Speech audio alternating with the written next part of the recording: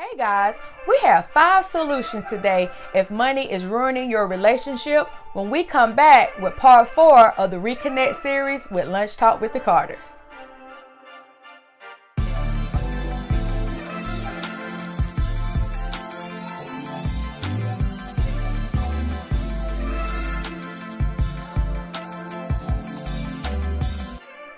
All right, and we are back.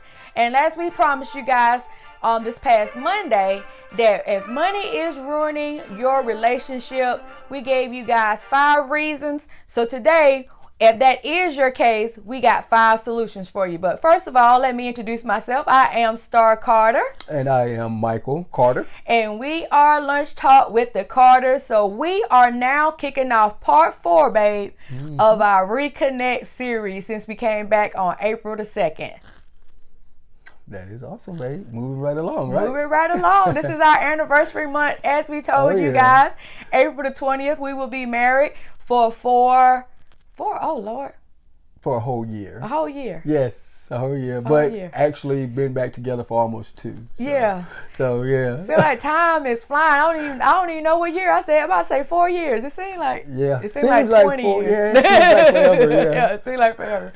But anyway, guys, as we were saying, we're doing this Reconnect series because we are putting our families first in 2018. So number 1 of our reasons this past Monday was previous relationship debt. So, babe, what do you think a solution is if that's the case? If they have, prior relationship debt that now they are together and they are cohabiting, and that can cause a problem. What can be a solution to that? Okay. First off, I would like to say, be honest. Be honest about your finances, okay? When you get with somebody, be honest. If you guys are thinking about being serious or being in a committed relationship or even marriage in the future, whatever the case may be, guys, be honest about your previous your previous debt, okay? So therefore, once you be honest, you and your new mate can come up with some sort of plan that can better suit you guys' financial situation for that particular moment. Yeah, I agree. Giving you an example, say for instance, okay, you talk about, your fiance's debt or your girlfriend's debt, long-term girlfriend debt, and you come up with a solution. Just say, for instance, you take care of your outside debt, and your mate that you're with, handle most of the stress of the household while you clearing that up. And in the long run, it's helping both of you guys. Yeah. Because, once you get together on that sort of basis, okay, that type of commitment. Where you feel like you're going to be together. Exactly. It works in both of your favor. So one person take care of, that little previous debt they got, and the other person take care of the stress in the household for that particular time, then vice versa. When that person gets, on their feet or get their debt taken care of, then the next person can do the same thing. Yeah. So that way, that previous debt will be wiped out, and you'll start a clean slate. Yep, I agree. That is a perfectly good solution to that one.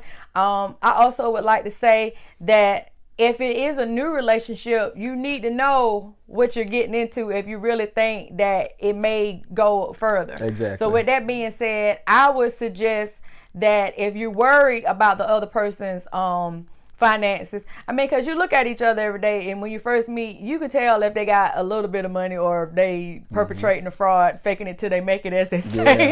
And if you got it where you are doing very well for yourself and you got savings and stuff, you don't want somebody to come in and drain you. That was number 2. You don't want nobody to come in and drain you. So with that being said, you may have to do as they say and get that credit check, get that background. Real talk. Because you don't never know. This person could have been in trouble for a credit card fraud before, or check fraud, or, and then you get into a serious relationship and then you want things and they can't do it because they got all these other previous things that's going to hinder you all from moving forward in your plans until they get those things cleared up. So that is a big deal. So I would say, if it's previous relationship debt, and you just getting into it, then, hey, you might want to rethink that relationship. I think you might want to rethink that relationship. All right, so moving right along, as I said, number 2, one person draining the other. So if you got in a situation where one person is draining the other, what do you think a solution would be with that, Miss their car there? Well, on that situation right there, now I don't want to sound, mean or whatever. All but right, no. Better brace yourself. No, not sounding mean or whatever. But guys, I mean, try to find a suitable mate that's on your financial level. Okay, yeah, that's kind of like. I'm not trying to say there's no good people out there that's making minimum wage or whatever. Yeah. But in that situation, if you're trying to make someone that's unemployed with somebody that has a nice size bank account or whatever, you're going to run the risk of one person draining the other. It sounds mean, but if you want to go out on a date and they can't afford it, you're going to be paying for the date. Exactly. So I'm saying, guys, Or you want to go on vacation, they're going to be probably footing the whole bill for the whole vacation or something. So that kind of goes back to what I was saying. You got to know their financial situation. You may have to check the credit, check the bank statements or something. Exactly. I mean, because people do fake it like they got money. I mean, we see it, and if they're not good with their money, then, hey, they may be draining you because they like to be flashy. Like we said, they may be the flashy one and they take their whole check and go buy them some Jordans and some clothes. And you sitting there like, oh, what happened to the light bill money? We supposed to be going half on the light bill, or you supposed to be paying the rent and I'm supposed to pay the light bill or something like that. And then they done already spent theirs up, their part. And now you got to come up with their part too. So you just got to know, as my husband said, you don't want to, as I call it, hustle down.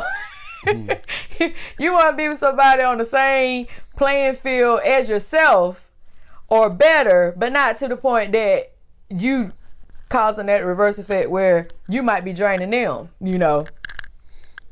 Got to think about that too. So number 3, living above your means was another reason why some relationships don't work. So do you got a solution if somebody is living above their means, they're trying to keep up with the Joneses? Well, my main thing on that is know your financial situation. That's my thing. I mean, that's the number one thing too that can cause a rift in your relationship. I mean, you get out there and get a $200,000, $300,000 house, but you only have a $90,000 income. I mean, it's not going to do it because of the fact that, you don't have the financial stability to sustain that. And that's going to cause problems as well, Everybody want that nice home, and especially if your friends and stuff, if they have it, we always want to one up the next person, or if they got a really nice car, they got a Range Rover, you got to get a Range Rover, but you don't know what's in their pockets. My grandma used to always say, you can't count somebody else's check. You can't count somebody else's check. You don't know what their financial situation is. Somebody could have left them some money, or they could have been saving for whatever they bought. You don't know. And if you are the one that is living from paycheck to paycheck and you just trying to go get it because somebody else got it or you just want it, I mean, you're going to be turning it back in, or you're going to be working yourself to death to keep it. Trying to sustain that. So the tip for that one is, guys, just stay within your financial means. I mean, cause that's an unnecessary thing right there. You just trying, you don't need it, you do it because you see this guy this guy got a nice Ryan lawnmower. Guess what? You're a neighbor. I'm gonna go out and get me a Ryan lawnmower. I'm gonna get me a John Deere. I mean, why? That's what I'm saying. That's a unnecessary thing right there. You putting stress on your relationship for no reason. Yeah. So I mean, if you're making a certain amount monthly or yearly, however you wanna, predict your financial situation, I mean, stay within that means. Yeah. I would say, I mean, like you said, like my husband just said, you know what you got. And why would you put yourself through the stress when you know you can't afford it? Because I'm going to tell you, I work in a financial institution. I'm going to tell you, when you go on these car lots and stuff like that, they don't care if you can pay for it or not. Because what's going to happen is, if it has to be repo, guess what they're going to do? They're going to put another sticker on it and let somebody else come and buy it. They don't care. They don't care because they're going to get that sale and another sale when somebody else come by. So they're going to get 2 commissions off one car or one truck or one whatever. And don't forget, they got your down payment too. Yeah, so. And if you had to put a down payment down, they got that too. They got your down and you're going to ruin your too, credit if it's on your credit. So here's the thing. We have to think about these things, especially the big purchases. Cars is a big purchase. You know, homes are a big purchase. Homes is an investment to me because cars lose their value, but homes can increase in value. So home is an investment. So you got to be happy with whatever home you pick, especially if you are, you know, getting into a mortgage situation.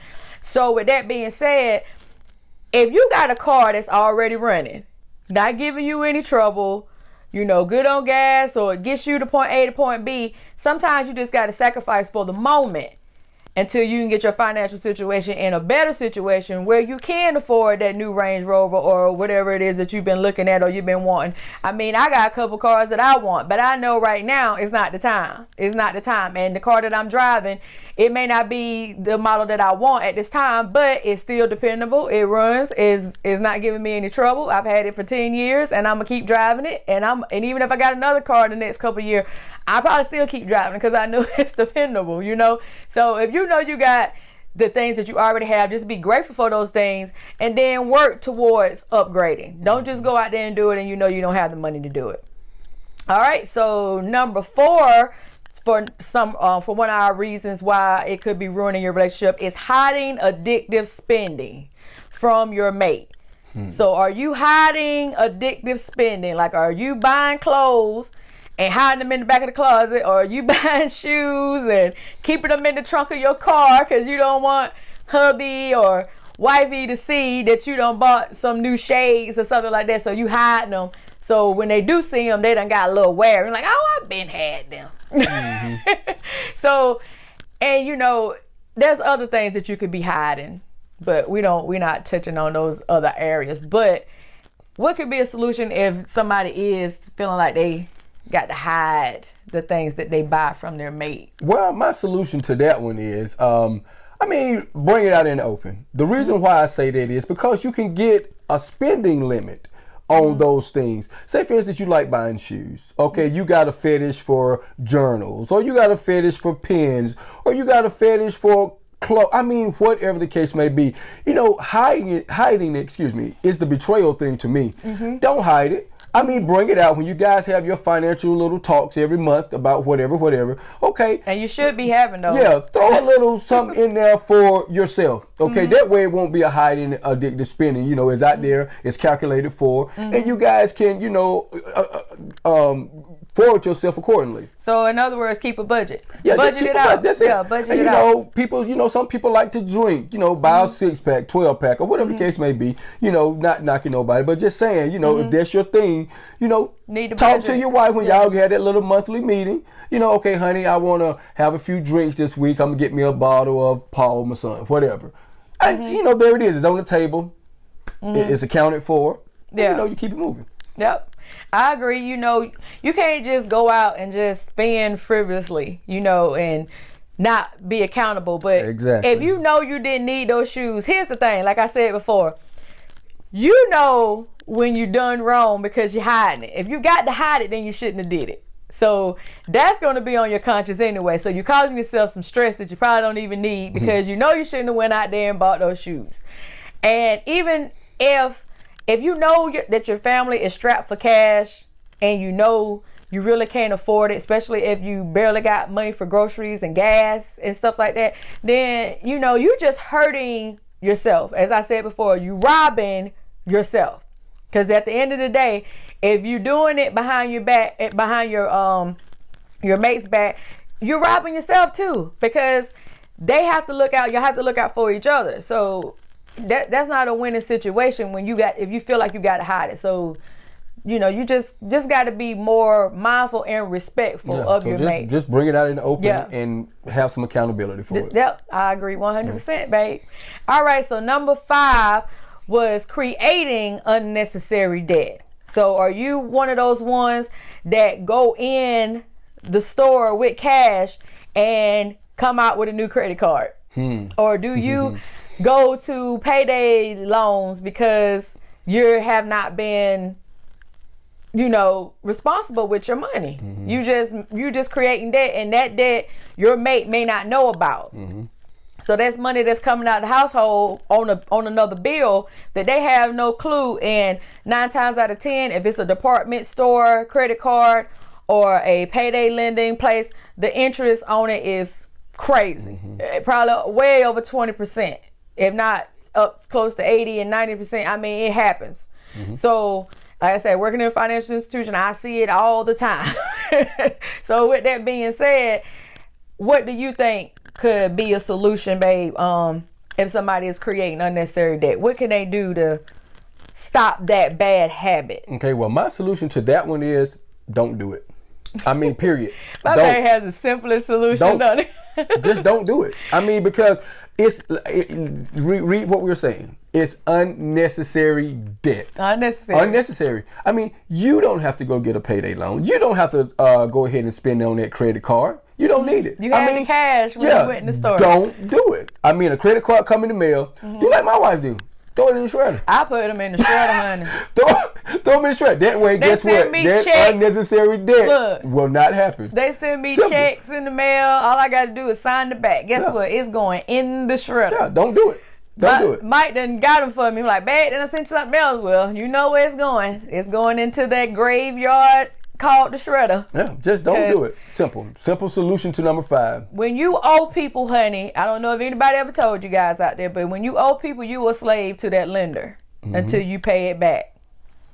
If you do have problems with, saving money, impulse spending and all, come back to our show on Monday. We got some money saving tips. We got like 10 tips for you guys to save money and still be able to have the things that you really need in life. Not necessarily want, but the things that you really need. We got some money saving tips when we come back on Monday's show after the weekend. You got anything else you want to say about this show today, baby? Oh, no, that's about it.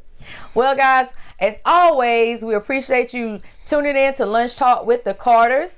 If you are already looking at us on YouTube, you can go to our channel at Lunch Talk with the Carters. Also, we are filming this, but it is a podcast.